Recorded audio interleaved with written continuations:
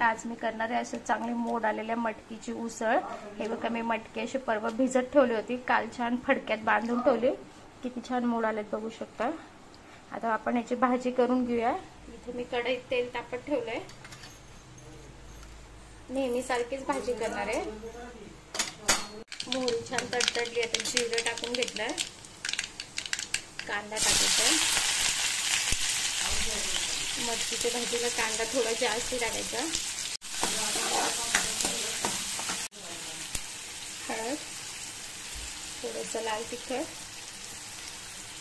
कांदा लसूण मसाला आणि गोडा मसाला टाकते 2 चमचे। बघा इथं बघू शकता, इथं मी यावर्षी घरी केलेला मसाला आहे, हा खूप मस्त झालाय।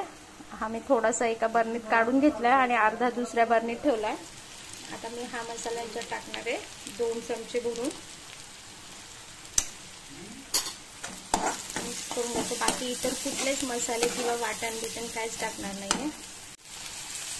मटकी छान मिक्स करून घ्यायची, परतून घ्यायची मसाल्यांमध्ये।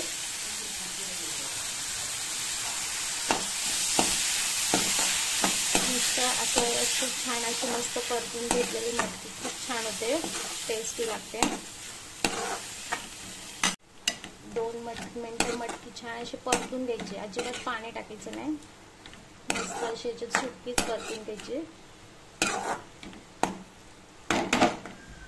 टाकू आपण मीठ,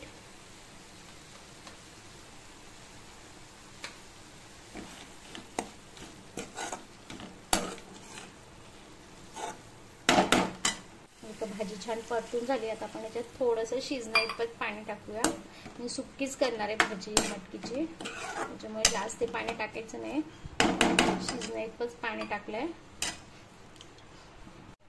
आता आपण झाकण टाकून ठेवून भाजी छान शिजवून घेऊया।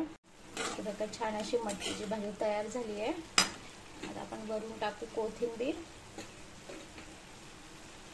आणि मिक्स करून मस्त अशी आपली इथं भाजी तयार झाली।